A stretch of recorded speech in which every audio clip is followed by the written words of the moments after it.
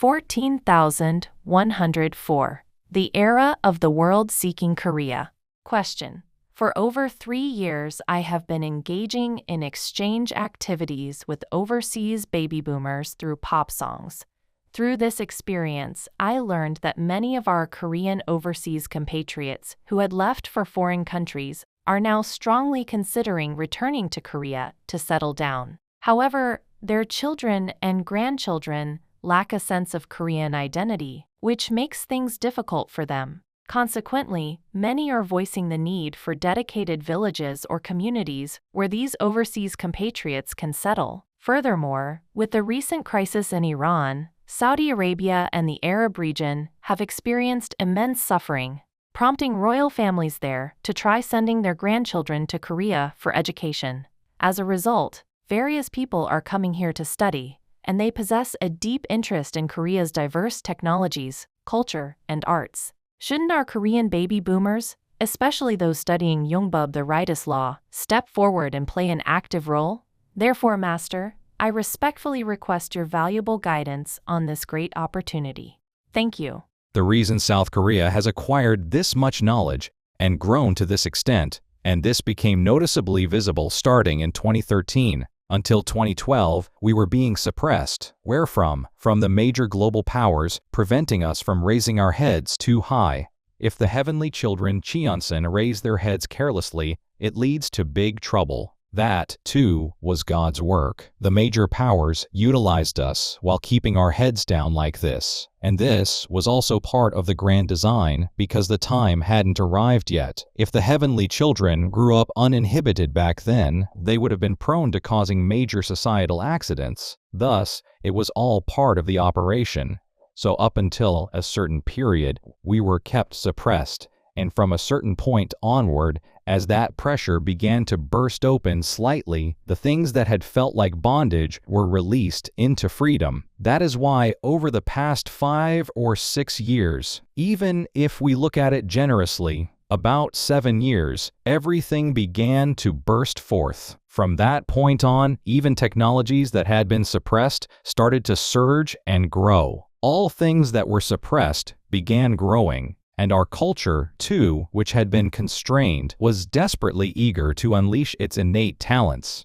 In the past, during those times of suppression, if we sang a song slightly wrong, it became a banned song. That, too, was suppression. It meant, do not sing recklessly just because you want to, otherwise it becomes societal trash. There was a time like that when citizens were prevented from getting recklessly agitated. That was semi-coercive. In order to become a liberal democracy, basic order had to be established first, so democracy could only come when the time was ripe for it. That was the era of semi-authoritarianism. Because there was a time when we had to be raised and managed under such control, we complained and felt dissatisfied a lot, simply because we did not know any better. However, we have now entered a world where anything can be brought out into the open. What can even be done now? A world where communism can unfold fully right here in South Korea. I am not just saying this lightly. In the past, we were blocking all operations where communism entered to do its work. What kind of era is it now? Whether it is communism or democracy, play here to your heart's content. It has become a perfect playground. As it has become a playground, if you overcome and prevail here, only then do you possess the qualifications of the heavenly children. Blocking it out while flexing our power here does not give us that qualification. Having true capability means that even if a fraudster comes, you must possess enough mass and substance Geelong in your development to manage them. And even if something wrong arrives, you must have grown enough to handle and govern it properly. Right now is such an era.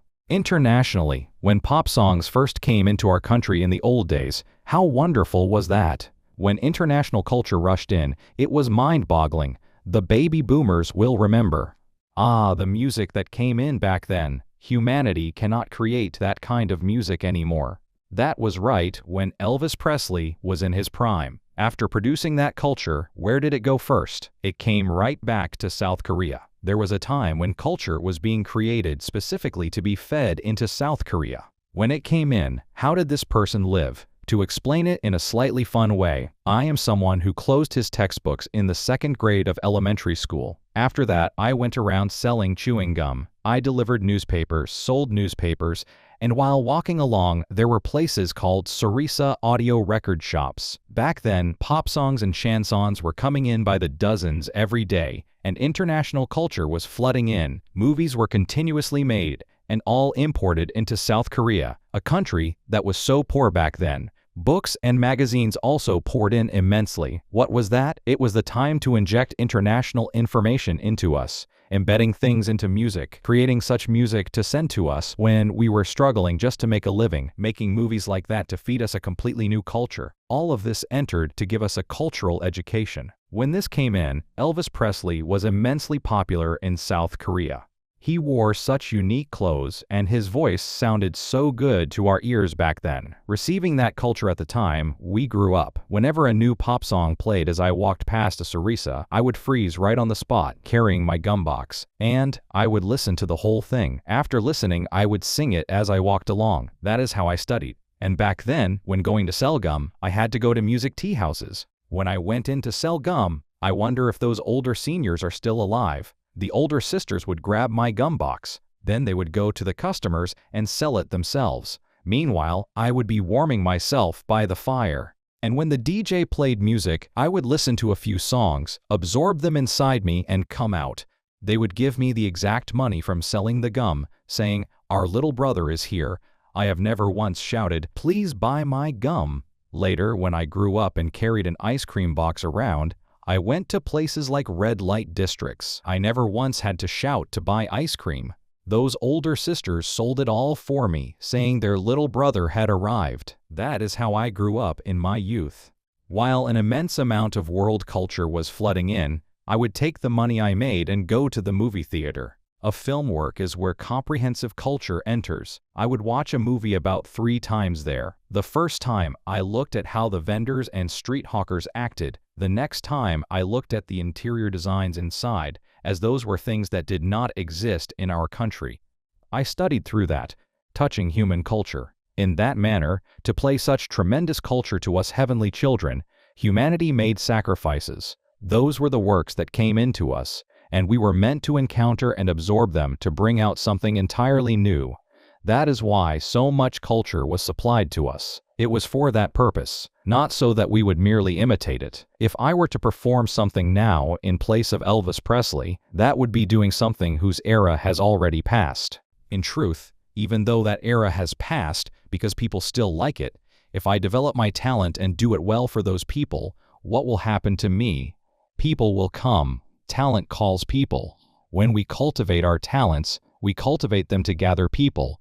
So, when people arrive, do you know how to treat and interact with them properly? This is what we haven't studied yet. When people arrive, we need to communicate with them. Our quality level must align, and only then can things unfold and a future open up from there. However, if a stubborn person gains popularity like that and people gather, instead of exchanging words, that person will only talk about themselves without being able to accept much of what others say. If that happens, people will leave after a short while, then they call people again, and after a short while they leave again, and they call people again. Doing this continuously, one's entire life passes away. Equip and cultivate yourself. A person who has equipped themselves works such that when anyone comes, if my quality of thought was weak, I now speak with a high quality of thought so that the other person follows me. Equip yourself, because current South Korean society possesses an extremely high mass and substance. If I do even a slightly popular act in Korea, people will all attach themselves to me. But you must examine whether you have cultivated the substance within yourself regarding what kind of words you will deliver to these people. What happens if a person lacking that substance deals with those people?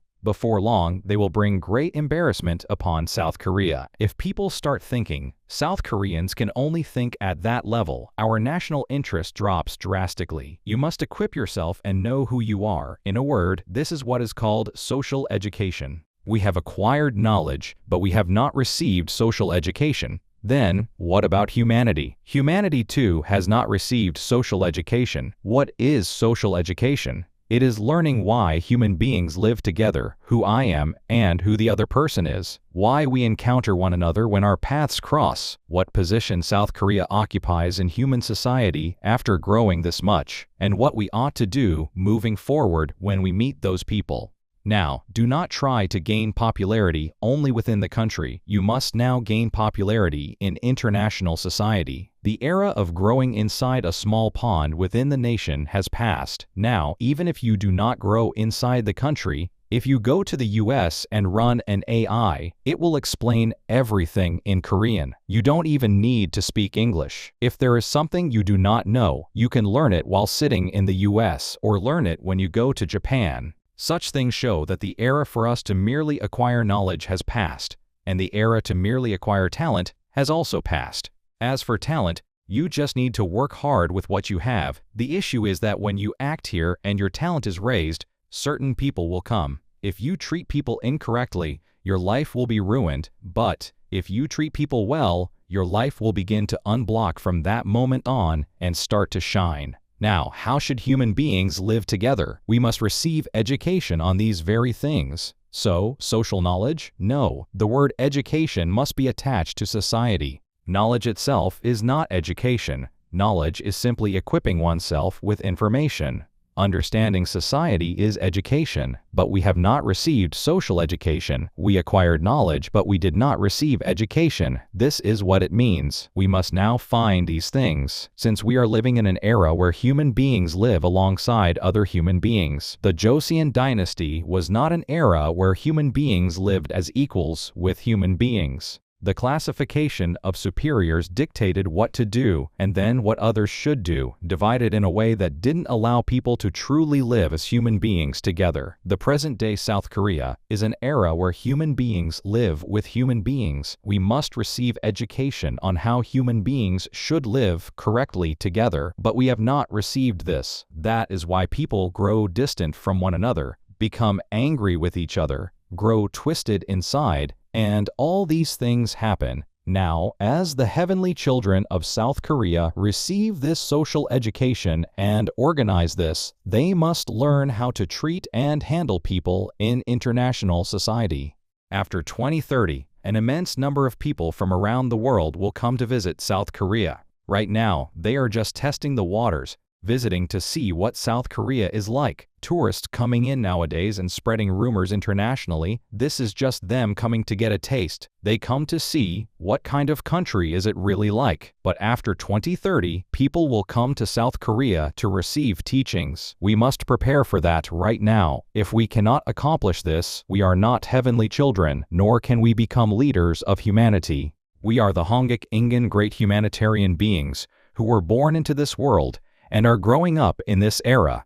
That is the era post-World War II. The people of South Korea are born to be Hongik Ingen leaders. That is why these people were raised by having them acquire all knowledge and all talents. In doing so, closing the pre-heaven era Seoncheon and welcoming the post-heaven era Hucheon starting in 2013, our era is opening up right now, yet, because we fail to do correctly what we are supposed to do, we are unable to exert our strength right now. That is the situation. Our growth period has come to an end. What it means for the growth period to end is this. We have a period of evolution, and we have a period of growth. When did the period of evolution pass? When World Wars I and II occurred, the period of evolution ended and the world was brought to order. That was World Wars I and II. How was it brought to order? At that time, sorting out the grains from the husks, the grains were left while the husks were all eliminated. We often say that incredible people passed away back then. Even if someone is extraordinary, if they become overly ripe,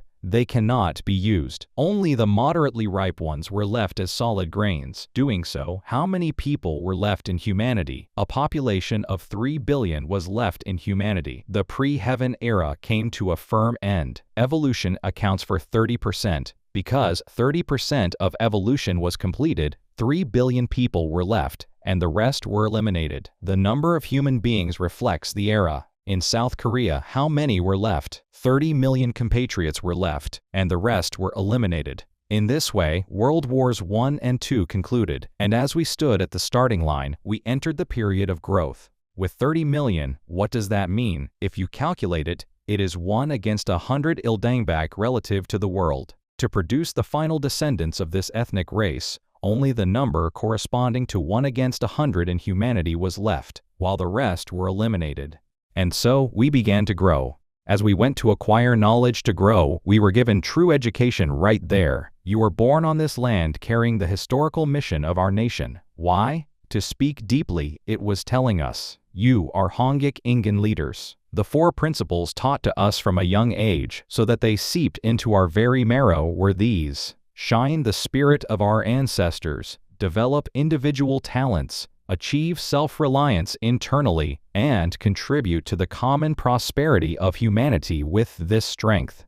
This is what was taught. We should have been researching and developing this until now, but we threw it all away. That is why the world has come to a standstill stagnation. People currently do not realize how crucial a message was injected and taught to us. For Hangik Ingan leaders, this is the core education among all educations.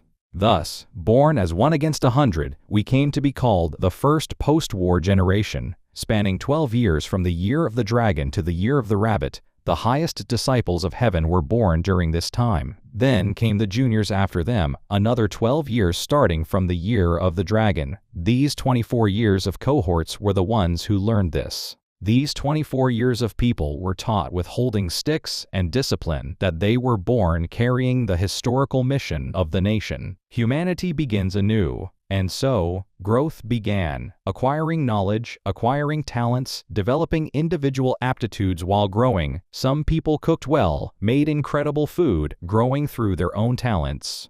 In that manner, everyone was brought up to grow, and right up to reaching 70%.